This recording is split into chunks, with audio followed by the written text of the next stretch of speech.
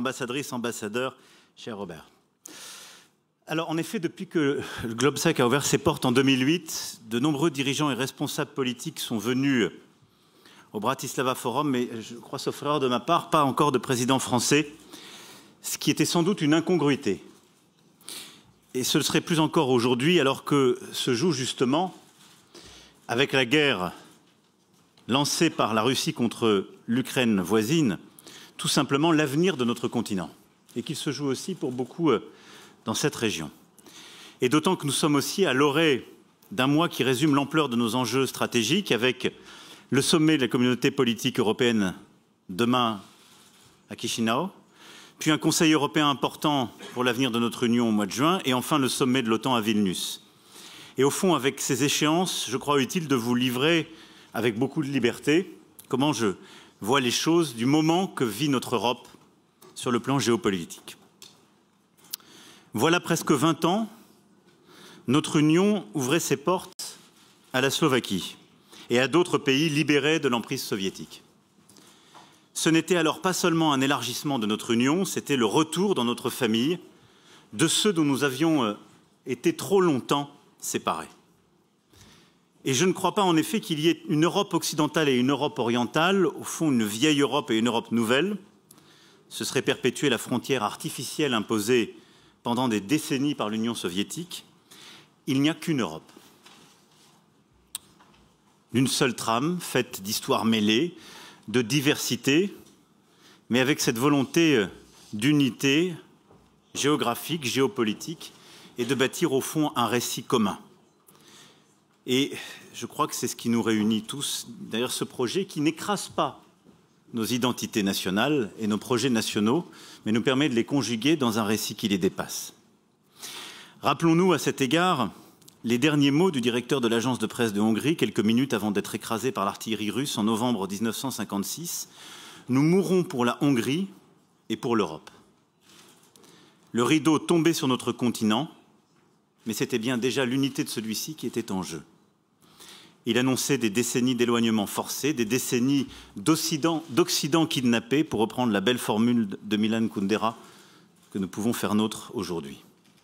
Et j'ajouterai, à vous qui êtes ici aujourd'hui, que même après l'entrée de la Slovaquie et de beaucoup d'autres pays dans l'Union, nous n'avons pas toujours assez entendu cette voix que vous portiez, qui appelait à reconnaître votre histoire et vos mémoires douloureuses.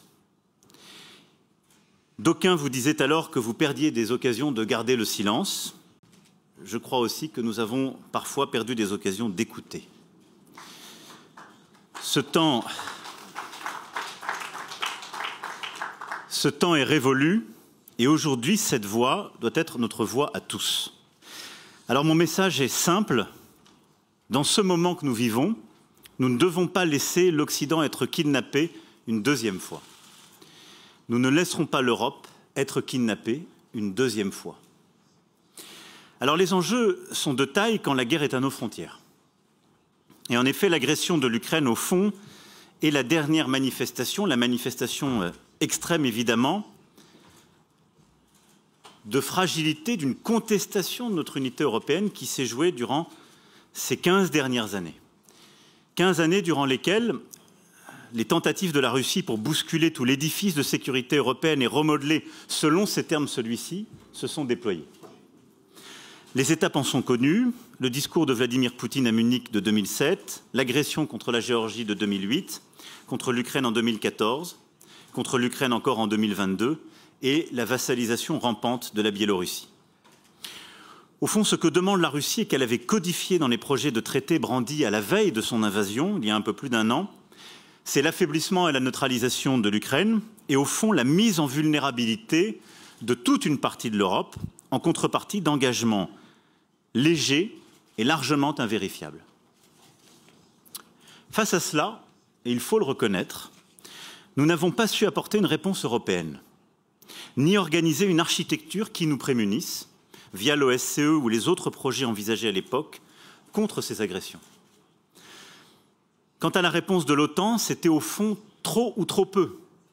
Une perspective offerte à l'Ukraine et la Géorgie, qui exposait ces deux pays à la vindicte russe, sans pour autant les protéger et avec des garanties qui étaient beaucoup trop faibles. Et nous avons manqué de cohérence en tant qu'Européens. Nous avons apporté donc des garanties insuffisantes à certains pays qui étaient à nos frontières. Nous n'avons pas engagé la Russie dans un dialogue de sécurité pour nous-mêmes. Et au fond, nous avons délégué ce dialogue à l'OTAN, ce qui n'était pas sans doute le meilleur moyen d'y arriver. Et dans le même temps, nous ne sommes pas sortis des dépendances que nous avons plutôt continué de renforcer à l'égard de la Russie, en particulier en matière énergétique. Et donc nous devons être lucides sur nous-mêmes, nous n'avons pas été cohérents dans notre approche. En venant ici, je sais quelle a été l'expérience de nombreux d'entre vous pendant la période soviétique et je sais pourquoi, avec raison, chacun est déterminé à ce que cela ne se reproduise pas. Et c'est aussi mon engagement. Tout pays a le droit de choisir ses alliances et ce n'est jamais une menace pour les voisins que d'opter pour la liberté, la démocratie, la transparence. Comme j'ai pu le vérifier avec force avec les grands partenaires du G7 au Japon il y a quelques jours, le fondement de la Charte des Nations Unies demeure l'égalité souveraine et il n'a jamais été la souveraineté limitée. Et c'est à ce titre aussi que ce qui se joue en Ukraine aujourd'hui n'est pas simplement une question européenne, mais bien une question pour l'ordre international et la paix partout dans le monde.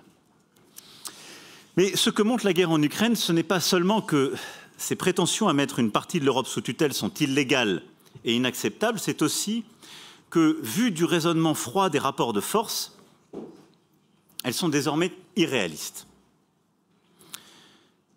À Kiev, à Kharkiv, à Kherson, de vastes armées russes ont reculé avant de se consumer ensuite à Barmout et ailleurs pour des gains infimes. La guerre est loin d'être finie, mais je crois pouvoir dire aujourd'hui qu'une chose est claire, l'Ukraine ne sera pas conquise. Et d'ores et déjà, ce qui était il y a un peu plus d'un an une opération spéciale s'est soldé par un échec géopolitique, à date, qui s'est traduit par l'adhésion de la Finlande et j'espère bientôt de la Suède à l'OTAN, et donc une fermeture de l'accès à la Baltique pour la Russie, mais aussi par la défiance aggravée de tous les voisins, par également une délégitimation de la Russie dans le concert des nations, avec le non-respect de la Charte. La situation sur le terrain ne donne aucune crédibilité à la Russie pour exiger par la menace ce qu'aucun droit déjà ne justifiait. Et donc il n'y a pas de place en Europe pour un fantasme impérial. C'est très important de le reconnaître et cela conditionne à mes yeux toute organisation future de la paix. Alors la manière dont nous sommes arrivés là dit plusieurs choses de nous. Il faut les retenir pour essayer de bâtir l'avenir. La première, c'est la force de notre alliance. Dès les premiers jours du conflit, l'OTAN a assuré la sécurité de ses frontières avec beaucoup d'efficacité. L'article 5 a joué tout son rôle et je suis convaincu qu'il tient aussi la Russie en respect. Et nous devons à cet égard être reconnaissants à nos alliés américains qui ont fourni une part majeure du soutien en équipement et en renseignement à l'Ukraine. J'avais en décembre 2019 une phrase sévère à l'égard de l'OTAN, soulignant à l'époque, je vous le rappelle, les divisions qui existaient en son sein entre la Turquie et plusieurs autres puissances, en parlant de mort cérébrale. Je pourrais dire aujourd'hui que Vladimir Poutine l'a réveillé avec le pire des électrochocs. La deuxième chose qui me frappe, c'est le rôle exemplaire aussi de l'Union européenne. Nous avons été unis, rapides et clairs. Et je crois que très peu, à commencer par la Russie, s'attendaient à ce que l'Union européenne puisse réagir ainsi. 67 milliards d'euros d'aide au total, dont 14 milliards d'euros d'aide militaire, des sanctions, de l'aide d'urgence, l'accueil de millions de réfugiés, une réorganisation complète et profonde en quelques mois de notre organisation énergétique, qui était très dépendante de la Russie. Et donc ça a été une démonstration d'unité, de clarification stratégique, sous la contrainte, elle aurait dû être faite avant, mais on doit s'en satisfaire, et aussi l'adoption d'une clarté de doctrine dont je me félicite. L'Europe a choisi l'autonomie stratégique et la souveraineté européenne. Et l'agenda de Versailles que nous définissons dès mars 2022, au fond, est bien loin de ce que certains qualifiaient il y a 5 ans de lubie française lorsqu'à la Sorbonne, je parlais de souveraineté européenne. Et donc, je crois que la deuxième chose, aux côtés de la force de l'Alliance que nous devons retenir de ces derniers mois, ça a été l'unité, la clarification idéologique de notre Union européenne, et aussi sa clarté en termes de soutien militaire, humanitaire, économique à l'égard de l'Ukraine. La France a pleinement joué son rôle à cet égard. Je pourrais y revenir dans les questions et j'y reviendrai aussi dans les prochaines semaines et les prochains mois. Cependant, tout cet effort collectif ne vaut que s'il s'inscrit dans la durée. Et quand je regarde maintenant devant, fort de ce que je viens de dire, de l'analyse du passé, de la situation des derniers mois, je voudrais essayer de dessiner notre avenir. La tentation est certainement grande à Moscou d'espérer que là où les armées n'ont pas réussi, le temps viendra aider en supplétif la Russie à la faveur de telle ou telle élection ou de telle ou telle lassitude des opinions. Je pense qu'il nous faut être très clair sur ce qu'il nous revient de faire à court et moyen terme. Il nous faut aujourd'hui aider l'Ukraine par tous les moyens pour mener une contre-offensive efficace. C'est indispensable. C'est ce que nous sommes en train de faire, nous devons l'intensifier, car ce qui se joue dans les prochains mois, c'est la possibilité même d'une paix choisie et donc durable. La deuxième chose, c'est que nous devons être très clairs sur ce qu'on appelle la paix. La paix en Ukraine et sur notre continent, ça ne peut pas être un cessez-le-feu qui consacre l'état de fait, qui reviendrait à recréer un conflit gelé et qui en quelque sorte viendrait consacrer la prise de territoire contrevenant à tous les principes du droit international, parce que, au fond, ce conflit gelé, ce serait la guerre à coup sûr demain ou après-demain et notre affaiblissement à tous. Il n'y a qu'une paix, celle qui respecte le droit international, qui est choisie par celui qui est agressé, c'est-à-dire le peuple ukrainien, et qui est une paix qui puisse être durable et qui donc respecte ses équilibres, avec également, et j'y reviendrai, des garanties crédibles. Et donc, il nous faut nous préparer à ce que ce conflit dure et à ce que les conséquences de ce conflit durent, avec beaucoup de lucidité. J'espère que les prochains mois permettront, après une contre-offensive victorieuse, de remettre tout le monde autour de la table et de bâtir une paix durable aux conditions que je viens de préciser, choisie par l'Ukraine et respectant le droit international. Mais nous aurons, nous le savons encore, des années et des années de reconstruction, de situations humanitaires à gérer. Mais nous devons aussi, pour être crédibles vis-à-vis de la Russie, nous mettre en situation, nous, nos opinions publiques, de soutenir dans la durée l'Ukraine dans un conflit de haute et moyenne intensité. Et pour cela, il nous faudra, avec l'ensemble de nos partenaires, revoir et réanalyser durant l'été la nature, justement, de notre soutien et ce qu'il faut pour pouvoir aboutir aux résultats que j'évoquais. Dans le même temps, il nous faut convaincre le Sud, parce que nous avons, dans le contexte que j'évoquais, une fragilité sur laquelle il faut être lucide. C'est qu'aujourd'hui, si grâce à l'engagement du Japon et de quelques autres, cette guerre n'est pas simplement celle de l'Occident, eh bien, beaucoup de puissances émergentes considèrent que ça n'est pas leur guerre. Quand bien même ils reconnaissent que c'est une agression et qu'elle ne respecte pas la charte des Nations Unies, ils le marmonnent à peine entre leurs lèvres, parce qu'ils considèrent que leurs principaux problèmes sont de lutter contre la pauvreté dans leur pays, qu'on leur a mis suffisamment de contraintes, qu'il y a des doubles standards et qu'on ne s'est pas occupé de leur propre sécurité il y a d'autres temps, et qu'ils vivent à plein les conséquences de cette guerre, là où, quand eux-mêmes étaient menacés dans leur sécurité, nous n'avons pas réagi avec la même vigueur. Nous devons entendre ce message. Le risque, sinon, étant que tous ces pays soient récupérés par d'autres pour bâtir un ordre international alternatif et deviennent, de manière choisie, lucide, ou de fait par des effets de composition, des alliés objectifs dans la durée d'un chemin russe.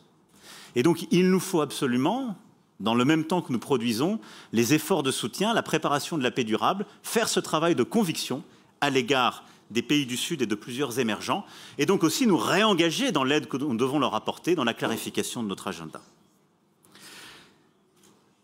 Maintenant, une fois que je vous ai dit tout cela, regardant notre avenir, la question qui nous est posée est de savoir quel est, dans la durée, au fond, pour notre Europe, l'avenir possible.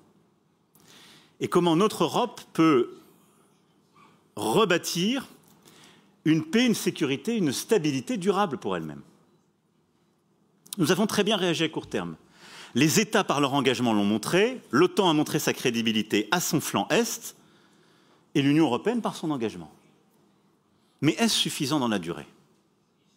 Nous devons aujourd'hui nous féliciter d'avoir une administration américaine qui s'est engagée à nos côtés, qui a fourni autant d'efforts que les Européens mais qui accroît très clairement notre crédibilité collective. Soyons reconnaissants et remercions les États-Unis d'Amérique. Est-ce que cette administration sera la même pour toujours? Nul ne sait le dire. Et nous ne pouvons déléguer notre sécurité collective et notre stabilité au choix des électeurs américains dans les années qui viennent. Dans le même temps, les mêmes Américains nous demandent depuis des années, quelles que soient les administrations, de partager mieux le fardeau, de nous occuper davantage de notre sécurité et de notre voisinage. Et c'est donc en cela que oui, une Europe de la défense, un pilier européen au sein de l'OTAN est indispensable. C'est le seul moyen d'être crédible pour nous-mêmes, d'être crédible dans la durée, de réduire nos dépendances et de prendre cette part légitime du fardeau qui est le nôtre. Parce que, qu'on le veuille ou non, notre géographie ne changera pas. Nous habiterons la même place et la Russie restera la Russie avec les mêmes frontières et la même géographie. Et il nous faut, nous, bâtir un espace qui demain devra être cet espace de paix durable, parce que le peuple ukrainien aura été respecté dans ses droits et le droit international rétabli, mais qui nous permette de cohabiter de la manière la plus pacifique, sans naïveté aucune, avec la Russie de demain. Je le redis, il ne s'agit dans ce projet ni d'avoir de la naïveté à l'égard de la Russie, je n'en ai jamais eu, mais enfin de ne pas nier la géographie et de ne pas considérer que nos choix devraient être comme si nous vivions avec un océan entre la Russie et nous.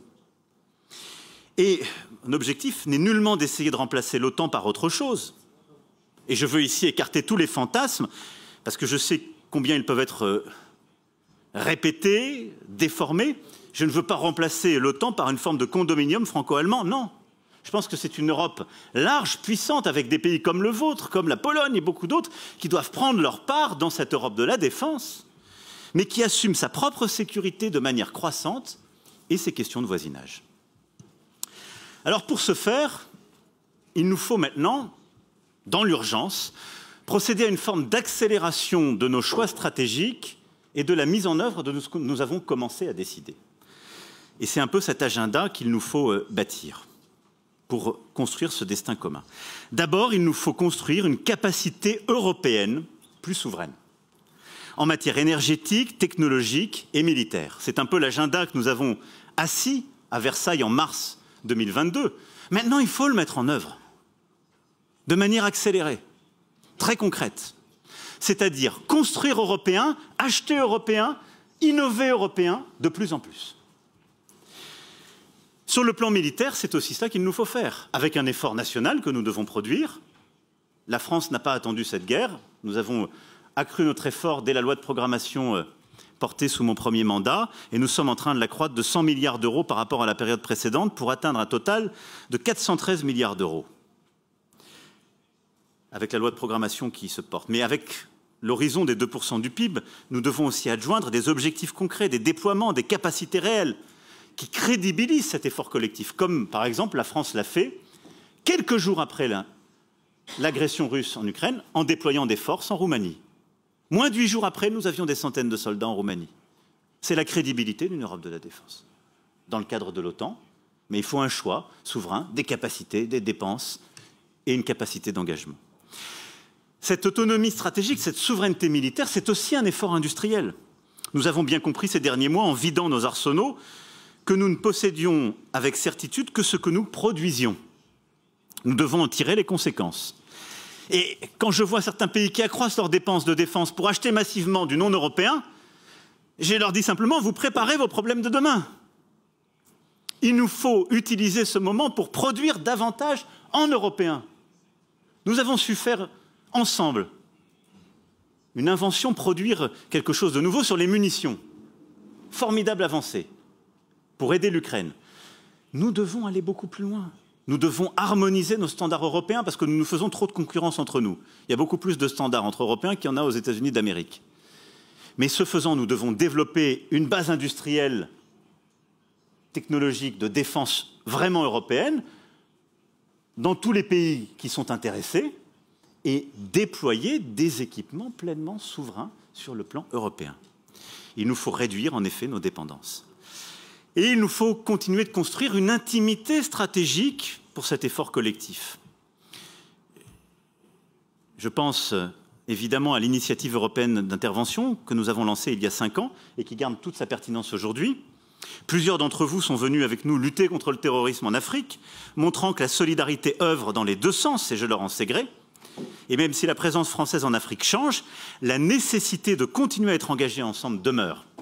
Et donc il faudra réfléchir à des coopérations possibles dans tous ces espaces, mais bâtir des capacités entre Européens en s'appuyant sur l'interopérabilité de l'OTAN, mais en allant au-delà, en sachant engager ensemble des forces d'action communes sur des théâtres d'opérations nouveaux dans nos voisinages, mais également dans le cyber, dans l'espace, dans le maritime, etc. Plus largement, vous le voyez, ce premier pilier qui est au fond de renforcer notre souveraineté militaire, c'est de se dire regardons où nous vivons, c'est à nous, Européens, dans l'avenir, d'avoir notre propre capacité à nous défendre et à gérer nos voisinages. Et à ce titre, ne nous précipitons pas forcément dans les capacités pour gérer les guerres d'hier ou d'aujourd'hui, ou pour gérer les conflits qui sont simplement ceux qui apparaissent aujourd'hui. Gérer notre voisinage, ce n'est pas simplement notre flanc oriental. C'est la Méditerranée, Méditerranée orientale et Méditerranée du Sud. Et ce sont les nouveaux espaces de conflictualité, le cyber, le spatial et le maritime. Et ils sont au moins aussi importants que des guerres continentales terrestres qu'on a vues ressurgir à cause de l'agression russe et qu'on pensait voir disparaître, mais qui n'enlèvent pas les nouvelles formes de conflictualité qui vont être croissantes. Donc ayons aussi cette lucidité stratégique pour préparer les conflits d'avenir qui ne manqueront pas d'arriver. Au-delà de cet axe de souveraineté donc européenne, technologique et militaire, le deuxième défi, c'est de faire que l'Europe, au lieu de subir les évolutions stratégiques de son environnement, en devienne l'actrice de plein droit. J'ai été frappé, moi, ces dernières années, de voir au fond que nous n'étions pas sortis de l'état de minorité géopolitique, nous, Européens. C'est très dur pour un président français de dire ça de manière aussi crue. Ça produit de l'énervement, de la contrariété. Mais moi, j'ai connu cette expérience d'arriver à un sommet de l'OTAN avec une autre administration européenne, une autre administration américaine, qui nous aimait moins, mais qui, en nous le notifiant à peine et en coordonnant de manière très bureaucratique les choses avec les Européens, nous a notifié qu'elle arrêtait avec le traité FNI, en disant les Russes ne le respectent plus. L'année 2019, nous, Européens, nous avons découvert qu'un traité qui nous couvrait face à des missiles qui touchaient notre sol, le non-respect russe et la décision américaine pouvaient nous laisser nus, parce que nous n'étions pas partis à celui-ci. De la même manière, lorsque la Russie prend méthodiquement des gages et suspend l'application du traité New Start en février dernier, puis contrevient clairement à l'acte fondateur OTAN Russie en mars, etc., etc. Je le dis très clairement, nous, Européens, nous devons être les acteurs de ces traités qui couvrent notre sécurité et qui construisent le cadre à venir. Si nous le déléguons à d'autres, la Russie, les États-Unis d'Amérique ou que sais-je, nous ne serons jamais des acteurs crédibles. Et donc, oui, nous devons construire ces solutions diplomatiques d'avenir. Pour ce faire, il nous faut d'abord maîtriser pleinement les armements, ce qui revient avec ce que je disais sur notre lucidité industrielle. L'Europe a été absente des traités comme le traité sur les forces nucléaires intermédiaires ou le traité New Start, alors que sa sécurité était en jeu. Pour ça, elle doit peser. Et donc, elle le fera avec d'autant plus de crédibilité qu'elle sera actrice et non spectatrice de ces équilibres. C'est pourquoi j'ai appelé les Européens à se doter d'une capacité de frappe dans la profondeur qui renforcera notre sécurité et qui nous donnera également un atout pour toutes les négociations futures. Et je souhaite donc lancer des discussions avec les partenaires européens qui seront intéressés pour explorer une coopération dans ce domaine. Le second qui est lié est celui de la défense antiaérienne. La guerre en Ukraine a montré son importance vitale. C'est un sujet stratégique avant d'être un sujet de capacité industrielle, mais très clairement, il doit reposer sur un équilibre d'action offensive et d'action défensive. Il doit prendre en compte clairement la dissuasion nucléaire. Et c'est pourquoi, comme je m'y étais engagé à Munich, une conférence sur ce sujet sera organisée à Paris le 19 juin. J'y invite tous les ministres de la Défense des pays européens ici représentés à s'y rendre et elle nous permettra de poursuivre ensuite le travail. Et le troisième, c'est plus largement la manière pour l'Europe de sécuriser son environnement. Nous devons en effet bâtir ces nouveaux traités en étant pleinement acteurs et autour de la table. Et pour cela, soyons très clairs, la question de la sécurité à notre voisinage va se poser. Nous y reviendrons sans doute dans les questions. Mais la sécurisation de notre environnement est un élément clé de cette crédibilité et d'une Europe pleinement actrice. Nous devrons apporter à l'Ukraine des garanties de sécurité solides pour marquer un coup d'arrêt aux déstabilisations à répétition. Et si la Russie persiste à vouloir déstabiliser l'Europe, elle doit être prête à en payer le prix géopolitique. J'entends tous les débats que nous avons, mais nous serions d'étranges acteurs géopolitiques à dire nous armons massivement l'Ukraine, mais nous ne voulons l'inclure dans aucun débat stratégique de sécurité. Je lisais Henry Kissinger, qui n'est pas le diplomate le moins expérimenté, il avait raison de dire en un an, tous ceux qui à bon droit ont aidé l'Ukraine en ont fait un acteur tellement puissant qu'il vaut mieux le réinclure dans ces architectures de sécurité existantes. Et je crois partager plutôt cette vision.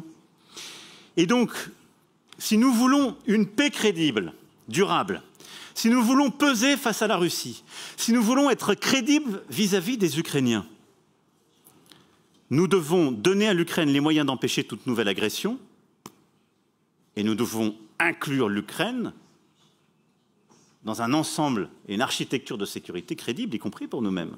C'est pourquoi je suis favorable, et ce sera l'objet des discussions collectives dans les prochaines semaines d'ici au sommet de Vilnius, mais de donner des garanties de sécurité tangibles et crédibles à l'Ukraine.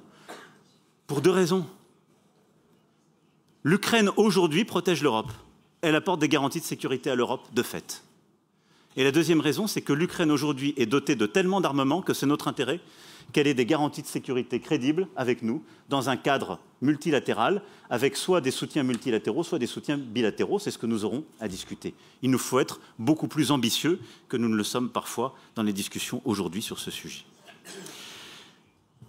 À plus moyen terme, c'est évidemment la stabilité de notre Europe et sa sécurité qu'il nous faudra bâtir, sur la base de cette paix solide en Ukraine, de ces garanties de sécurité à notre voisinage, et la question demain de la Biélorussie et d'autres se posera, et d'un cadre transparent de confiance permettant d'assurer, d'éviter une escalade des capacités dans l'avenir. Pour à un moment sortir de cet état de guerre, quand la paix sera négociée et stable. Or, nous avons tellement surarmé notre flanc Est, et la Russie a engagé un tel armement qu'il nous faudra reconstruire, et je parle là du moyen terme, un cadre de désescalade, mais ce sera à ce moment-là aux Européens de le construire vraiment, dans un cadre transparent où nous devrons être acteurs de ces traités, autour de la table pour négocier et autour de la table pour juger de leur bon respect et de leur évolution, contrairement à ce que nous avions fait par le passé. C'est pourquoi, dans ce cadre, nous devons aussi penser une Europe plus large, et je conclurai mes propos sur ces points. Cette Europe plus large, c'est celle que j'ai voulu proposer il y a un peu plus d'un an à Strasbourg, celle de la communauté politique européenne. Pourquoi? Parce qu'il nous faut penser notre Europe, pas simplement d'un point de vue sécuritaire dans le cadre de l'OTAN, et pas simplement dans le cadre de l'Union européenne. C'est pourquoi la communauté politique européenne n'est ni un concurrent de l'OTAN, ni un substitut à l'élargissement. Mais elle est un cadre de discussion stratégique dont l'ensemble des pays ont besoin pour bâtir, je l'espère, une architecture institutionnelle innovante et nouvelle, mais en matière d'énergie, d'interconnexion, de mobilité, de sécurité, de stratégie, construire des solutions communes, sans attendre le parachèvement de l'élargissement et sans se réduire à une approche otanienne. Nous le poursuivrons donc demain à Chisinau et nous dirons notre volonté d'aller aussi loin que possible dans ce format qui permet, je le crois, une discussion apaisée et de faire émerger des sujets d'intérêt commun. En particulier, j'aurai l'occasion d'y proposer l'extension de la cyber-réserve européenne à l'ensemble des pays de la CPE, parce que c'est notre intérêt d'être solidaires pour préserver notre sécurité. À cet égard, la communauté politique européenne est un laboratoire géopolitique, je crois pouvoir le dire, et il nous faut poursuivre en ce sens. Mais comme je le disais, ça n'est pas un substitut à l'élargissement. Et la question pour nous, et je conclurai sur ce point, elle n'est pas de savoir si nous devons élargir.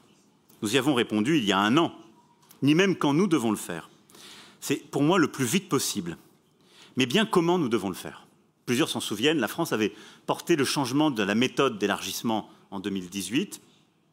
Mais au fond, la guerre en Ukraine et la situation aujourd'hui qui se dégrade dans plusieurs zones des Balkans occidentaux nous montre une chose, c'est que notre méthode actuelle ne marche pas.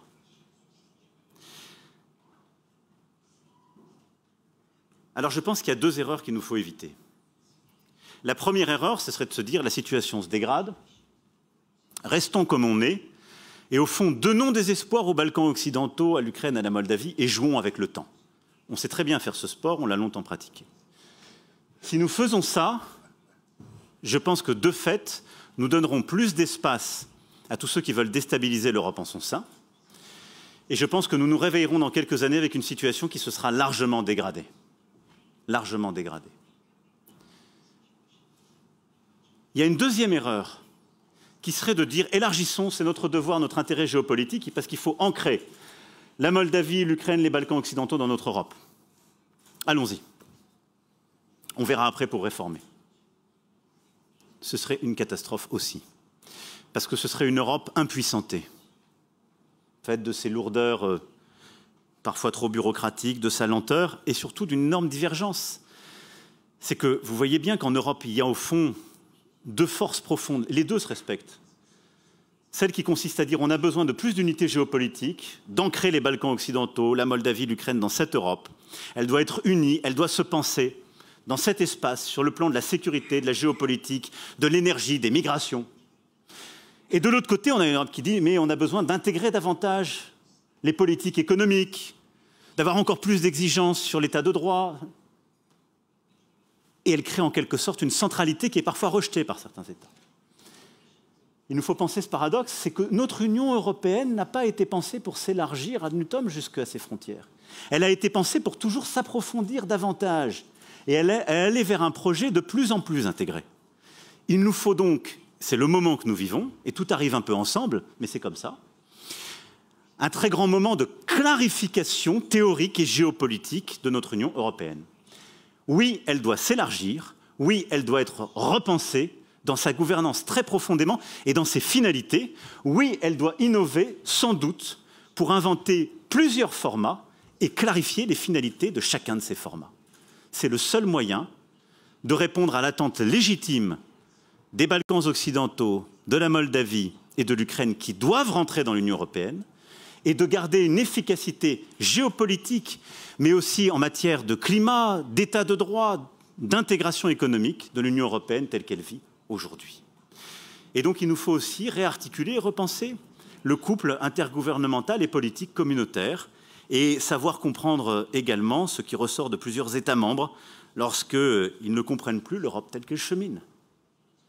Ce moment est pour maintenant, et nous aurons à y travailler avec plusieurs de nos partenaires dans les semaines à venir. J'ai déjà été trop long, pardon Président et Mesdames et Messieurs, mais voilà quelques-uns des points que je voulais évoquer. Et donc au fond, vous l'avez compris, se joue notre capacité à bâtir une paix juste et durable en Ukraine, sans aucune faiblesse. Mais se joue également l'avenir de notre continent, je le crois très profondément, dans les mois et les 2-3 ans qui viennent. Pas beaucoup plus.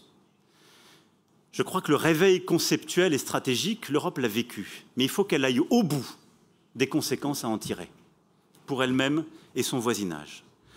Dans ce cadre, je crois que vous l'avez compris, ma présence veut dire cela. Vous pouvez compter sur la France. Elle a parfois été perçue comme arrogante, ou lointaine, ou ne s'intéressant pas à cette partie de l'Europe. Pour ma part, durant mon premier mandat, j'ai visité chaque pays membre de l'Union européenne. Chacun. Parce que je considère que l'Union européenne, ça n'est pas simplement Bruxelles. C'est l'ensemble des capitales. Et c'est ce dialogue toujours pluriel et c'est l'absence d'hégémonie. Mais vous pourrez dans la durée compter sur la France, mais je sais aussi que la France pourra compter sur vous tous pour que nous bâtissions ensemble une Europe plus forte, plus souveraine, plus capable d'assurer sa sécurité.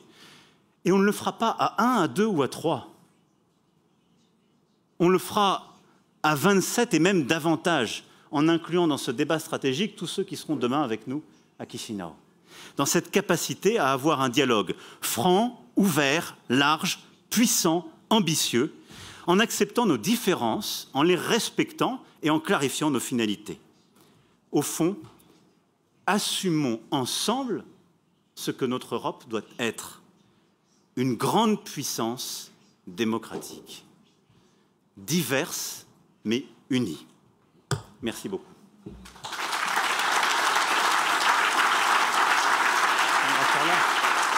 Merci.